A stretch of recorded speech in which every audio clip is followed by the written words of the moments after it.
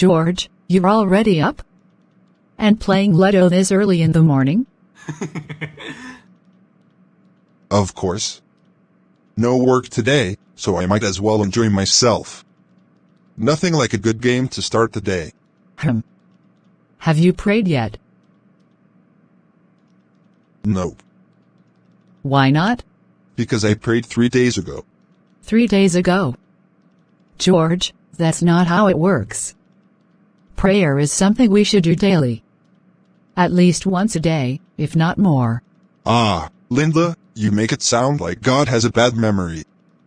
I mean, think about it. When we pray, we tell God what's on our hearts, right? Do you think he forgets after a few days? I prayed on Monday.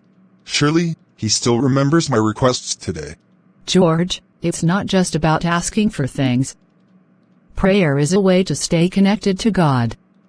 It's about gratitude, guidance, and keeping our faith strong.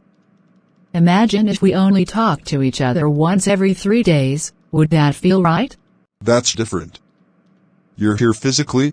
We interact in real time. But God already knows everything. It's not like he needs daily reminders. If I pray today, he still remembers by next week. That's not the point, George. Prayer isn't just for God, it's for us too. It keeps our hearts in the right place. Even Jesus prayed daily. If he, being the Son of God, saw the need to pray often, who are we to think we can go days without it? Ah, Linda, you and your arguments. All right, I hear you. But right now, my stomach is reminding me that I haven't eaten since last night. Bring me some food first, then we'll see about praying. So you can remember food but not prayer. See how you prove my point. What can I say? God provides, but I need you to deliver. All right, let me get your food. But after eating, we're praying together. No excuses. Fine, fine. You win.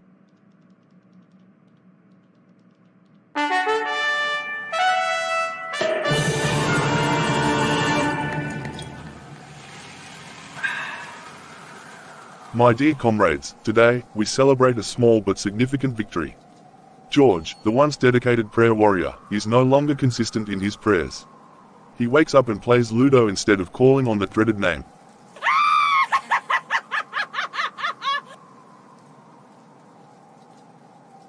Ah, yes, and did you hear what he said? That he prayed 3 days ago, so God still remembers. Foolish human logic. He doesn't realize that every single day he skips prayer, he becomes weaker, more vulnerable, just the way we want him. Yes. His spiritual covering is thinning. Soon, he won't even think of prayer unless there is trouble. And by then, we'll have built enough strongholds around him to block his prayers from being effective. But we must not be too quick to celebrate. There is still a problem. His wife, Linda, she prays too much, and it is disturbing our work. Yes, every time she prays, our plans shake. Sometimes, we are so close to trapping George completely, but then she opens her mouth and calls on him, and suddenly, our grip weakens. She insists on daily prayers. If she continues, George might wake up one day and start praying again. That would ruin everything. That is why our next mission is to silence her. If we can weaken her, then their household will become like an abandoned city, defenseless, exposed, ready for us to take full control. But how do we do it? She seems stubborn, always correcting George, always insisting on prayer. She has built a habit. How do we break her? We will not attack her directly. She is still too strong. Instead, we will use subtlety, just as we did with George. First, we will fill her schedule with distractions. She will become so busy with household duties, errands, and even unnecessary activities that she will feel too tired to pray. Brilliant. And then, when she starts missing prayers here and there, we will whisper into her mind, "It's okay, God understands. You'll pray later." And when, later, never comes, she will feel guilty. But instead of running back to prayer, we will make sure she feels unworthy. She will begin to think, what's the point? I've failed already. Then we can bring in frustration. We will stir up small conflicts between her and George. She will try to correct him again, but this time, he will respond harshly. She will feel unheard, disrespected. And slowly, anger will replace her passion for prayer. And once anger enters, bitterness follows. Instead of praying for him, she will begin complaining about him. And before she realizes it, she will go days, weeks, even months without a single meaningful prayer. And that, my friends, is when we strike fully. Without prayer, their home will be wide open to our influence. Confusion will settle in, misunderstandings will grow, they will argue over little things. Peace will disappear, and once they start blaming each other for everything, they will never think to blame us.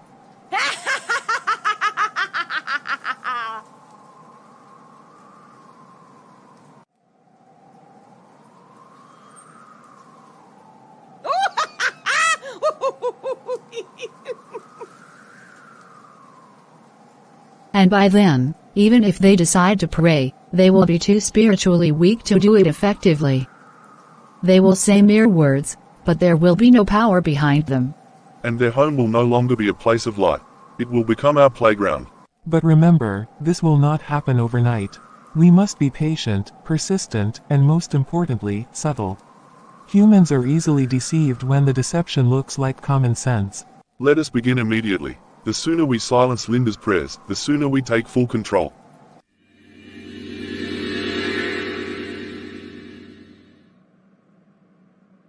George, it's late. Aren't you coming to bed? Not yet. I'm just relaxing a bit. Okay, but before I sleep, let's pray. Ah, Linda, forget about it. I'll pray later when I'm about to sleep. But we always pray before bed. It's important. Linda, I said I'll pray when I'm ready to sleep. Must we do everything together? You go ahead. Pray for both of us. George, it's not just about routine. Prayer strengthens us.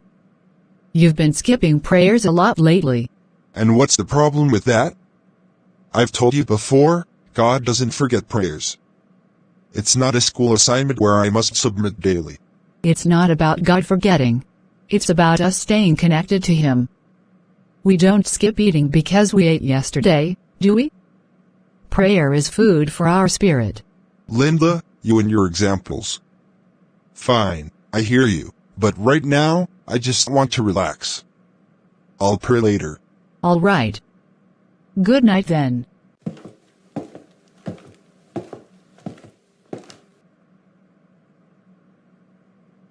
Look at the time. It's getting too late already. When he prays, he will also pray for me. Let me sleep. Just as planned, no prayer tonight. And tomorrow, it will be easier for them to skip again. The chain is breaking.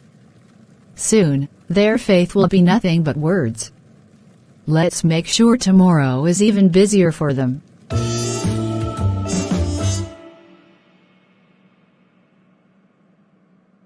George, it's morning already. Good morning. Good morning. How was your night? It's okay. Thank you. All right, but before you start your day, did you even pray last night? No, I didn't. I was too tired. I just laid down and knocked out immediately. George, this is becoming a pattern. You are skipping prayers too often. First, it was just in the morning, then at night, and now even when I remind you, you keep postponing. Linda, it's not that deep. I'll pray later, maybe during lunch or when I get back. That's what you said last night, and now it's another day. Prayer isn't something we keep pushing aside like a chore. It's what keeps us grounded. Let's just pray now before you get too busy. Hello. Yes, sir. Right now?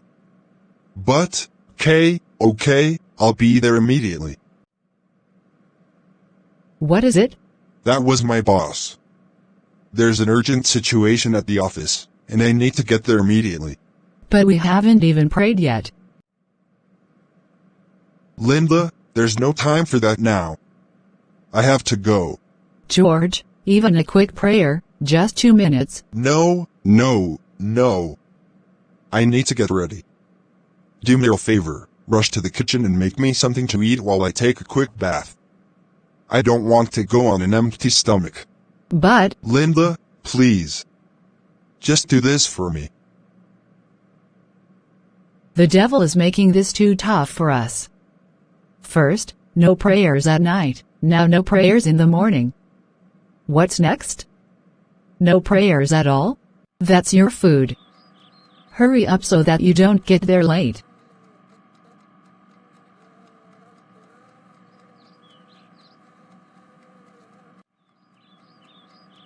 Thank you, dear. I'll see you later. But what about prayer? I'll pray in the car.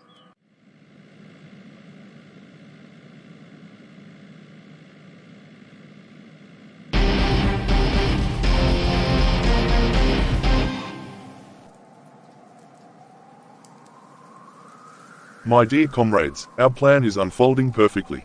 George has left his home again without prayer. Not at night, not in the morning, not even in his car.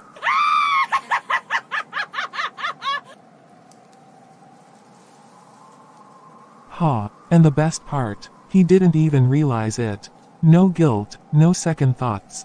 He is becoming one of those humans who say, "I'll pray later," but later never comes. This is exactly where we want him. He is now spiritually weak, yet he feels completely fine. He has no idea that his armor is already falling apart. And soon, we won't even need to stop him from praying. He will just forget to pray entirely. Not so fast. His wife, Linda, is still praying, though not as consistently as before. We must complete the mission. Our true goal is not just George, it is their entire household. Yes, if we separate them spiritually, they will soon separate emotionally. No more unity, no more agreement, no more power. But how do we fully disengage Linda? She is still trying to pray, still resisting. Simple. We attack her through her emotions. She is already frustrated that George won't pray. Let's magnify that frustration. Make her feel alone. Whisper into her thoughts, "Why are you the only one fighting for this marriage spiritually? Why must you always be the one reminding him?" Yes, if we make her feel tired of trying, she will stop praying for him. Then, instead of seeing him as a partner, she will see him as a problem. And once she sees him as a problem, we can introduce offense. Small arguments over silly things. She will start nagging, he will start snapping. The love they once shared will turn to irritation. Then we introduce distractions into her life, extra responsibilities, exhaustion, endless errands. Let her get so tired that she forgets to pray for herself, too. Yes. Without prayer, their spiritual protection is gone. Their home will be ours. Their peace, shattered. Their marriage, crumbling. Their faith, empty.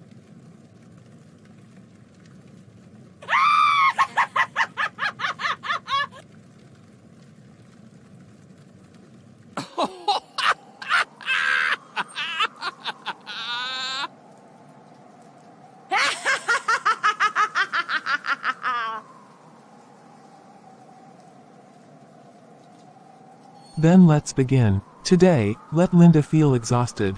Let George feel justified. Let prayer feel unnecessary. And soon, they will be ours.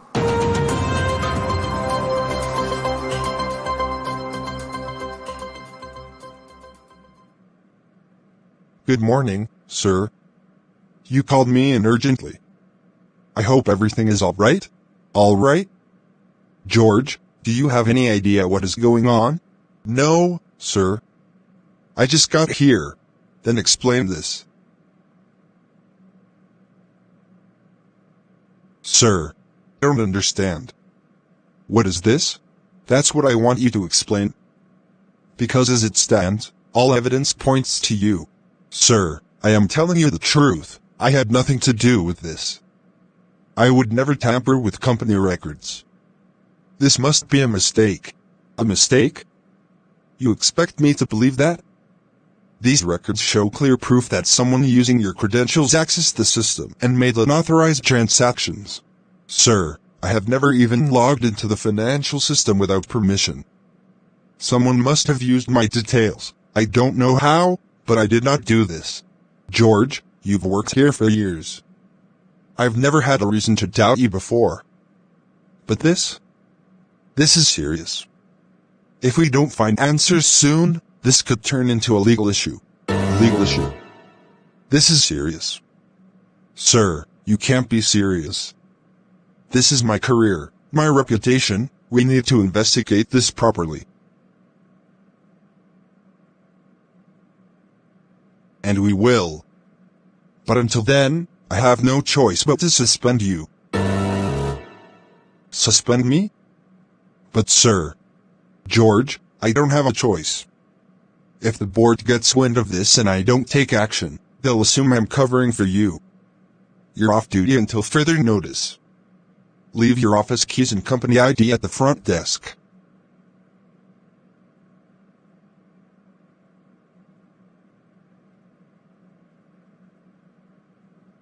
This is not fair. Life isn't fair, George. But I hope, for your sake, that you're truly innocent. Because if we find solid proof against you, there will be consequences.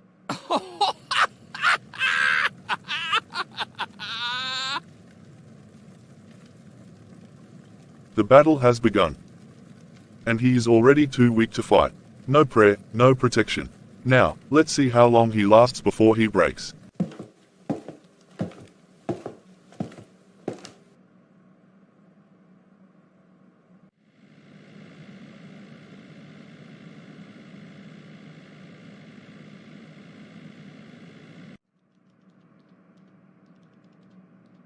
Why am I the only one fighting? Why do I have to be the one dragging this family to prayer every single day? Isn't he the man of this house? Isn't he supposed to lead spiritually? But no. I remind him, I beg him, I push for us to pray together, and what do I get in return? Silence. Indifference. Humiliation. Every time I bring it up, he either ignores me or acts like I'm disturbing him. I'm tired. I'm done. If he doesn't care, why should I? Why should I be the one carrying this burden alone? What's the point anyway? I've prayed and prayed, but things keep getting worse. I ask for strength, but all I get is exhaustion. I ask for peace, but all I feel is frustration. And look at George, he barely prays anymore, yet he goes about his life like nothing is wrong. He doesn't seem to be struggling. Meanwhile, here I am, weighed down by it all. Maybe prayer doesn't change anything. Maybe it's all just effort for nothing. After all, there are people who don't even believe in God, and yet their lives seem perfect. They have money, success, happiness, while I, who try to do the right thing, am here fighting a losing battle.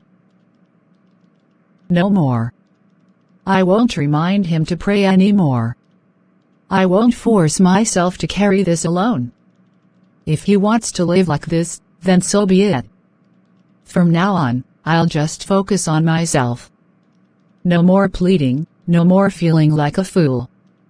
If God wants this family to stand, he should deal with George directly. I'm done.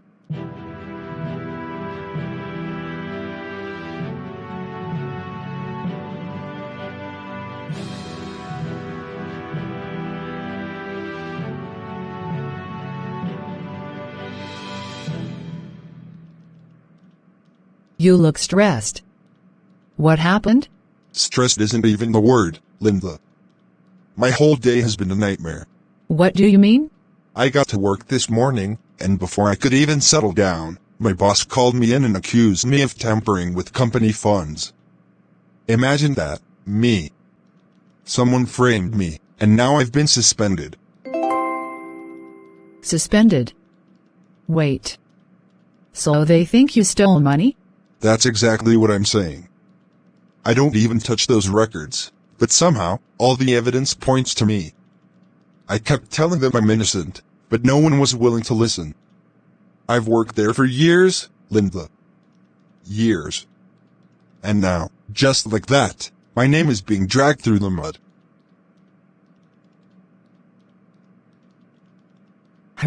What's that supposed to mean?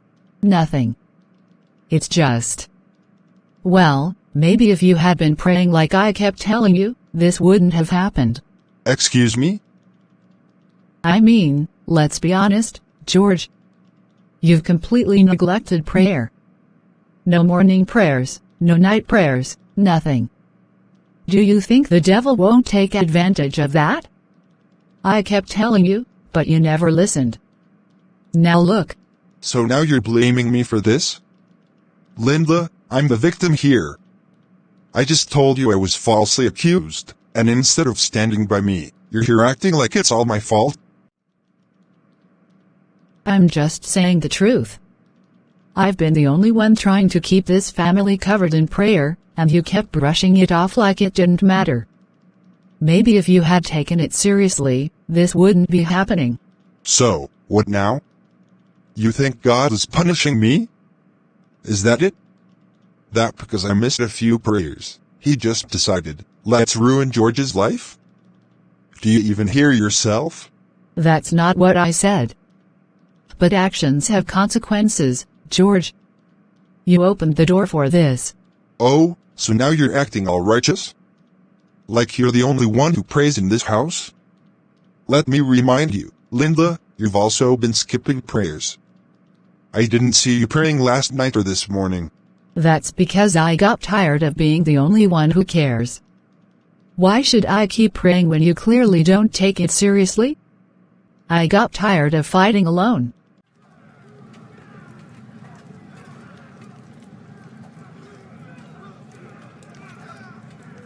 Mission accomplished. No unity, no peace, no prayer. They've done all the work for us. Unbelievable. So instead of supporting me, you decided to just give up? And now that things are tough, all you can do is point fingers at me instead of standing by my side? George, I have stood by your side for as long as I can remember. I begged, I pleaded, I tried to keep this house together spiritually, but you kept making excuses. And now, when I finally get tired, you want to act like I'm the problem? Because you are the problem right now. I came home looking for support, and instead, I get judgment. You didn't even say, sorry, George, or how can we fix this? You just jumped straight into blaming me. Because I'm angry, George. I'm tired. Do you know how humiliating it is to beg your own husband to pray? Do you know how exhausting it is to fight for a home alone while the person who should be leading refuses to wake up? And now, just when I decide to step back and let you face things your way, suddenly there's a crisis. Wow. So that's how you see me? As some weak, irresponsible man who doesn't care about his own family? If the shoe fits. You know what, Linda? I don't need this right now. I've had the worst day of my life, and instead of coming home to peace, I come home to this madness. Then go. Walk out if you want. I'm tired of trying to hold this family together while you keep tearing it apart.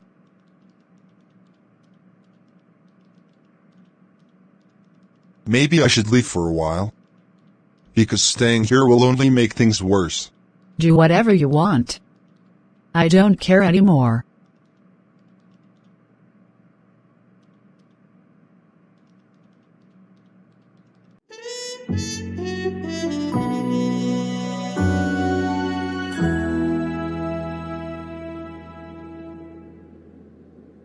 Ah.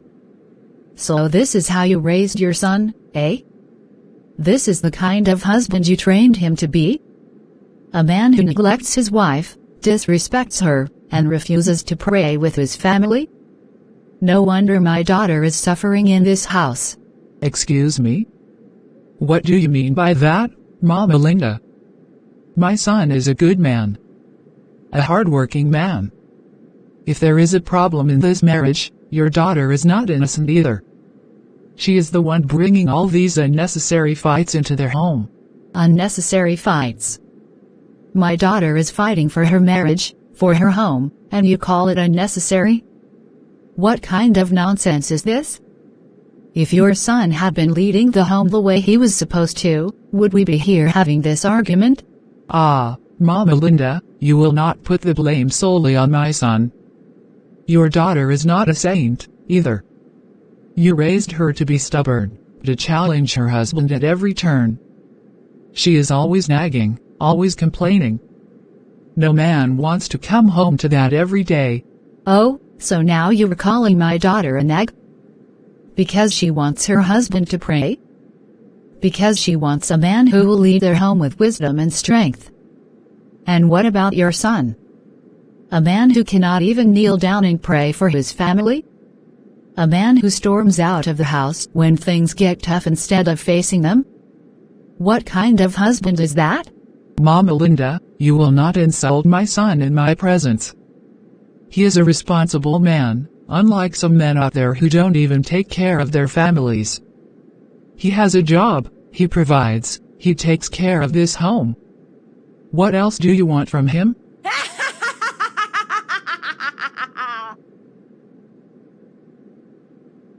You think providing money is all that makes a man a husband? What about spiritual leadership? What about emotional support? My daughter is suffering, Mama George. Suffering in silence, because your son refuses to step up. And your daughter is making things worse. Instead of standing by her husband and encouraging him with love, she is constantly fighting him. A good wife supports her husband, not tears him down with endless complaints. Ah, so now my daughter is tearing him down?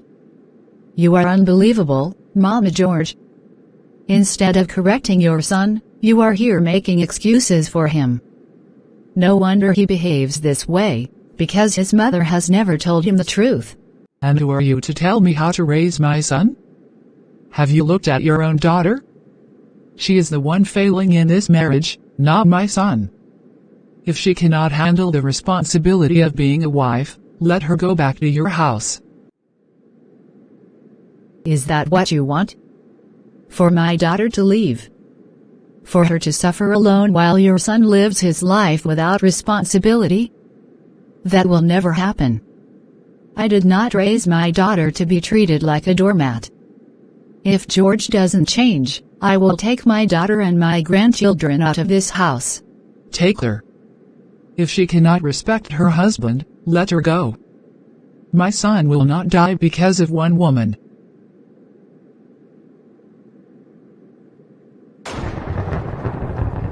This is even better than we planned. Now, it's not just a marital fight, it's a family war. Yes, the division is complete. No prayer, no peace, only chaos. They will never see the real enemy, us. Enough. Both of you, just stop. Who's talking? Will you keep quiet and stay there? Women's raper. Mother. Did you hear that? Slap her, my son. She has gone out of her mind.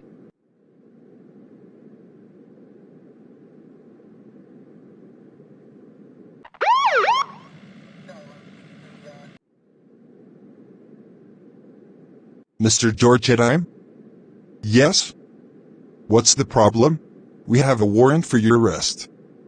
You are being investigated for financial misappropriation and fraud at your office. We need you to come with us to the station. What? Financial misappropriation?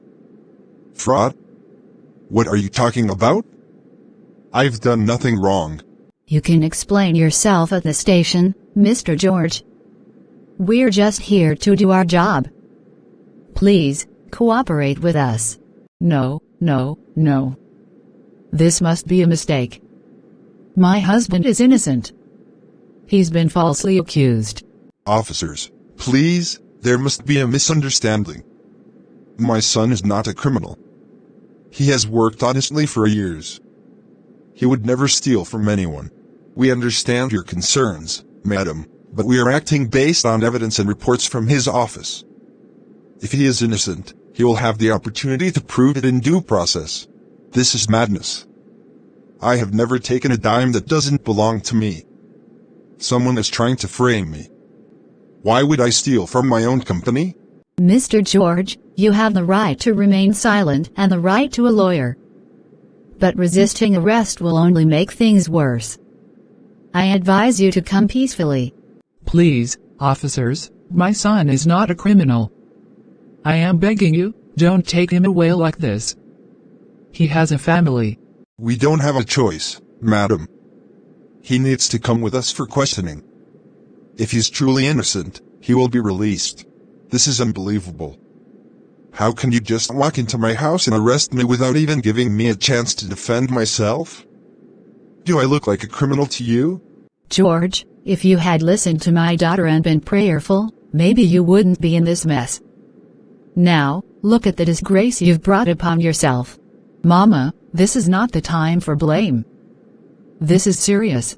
Oh, now you want to act concerned? Weren't you the same person blaming me earlier? Now that I'm being dragged like a common thief, you suddenly care? My son, please don't fight them. Let's just trust God that the truth will come out. Trust God? Trust God? I did everything right. I worked hard, I stayed loyal, and yet I'm the one being humiliated like this. Where is God in all of this? Mr. George, we won't ask again. Come with us now. Fine. Let's go. But mark my words, I will prove my innocence.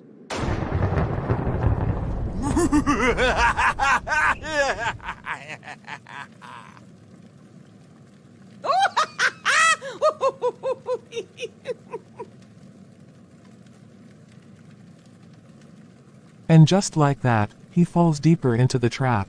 No prayer, no faith, no unity. They are completely vulnerable now. Soon, the final blow will come. And when it does, there will be no way out.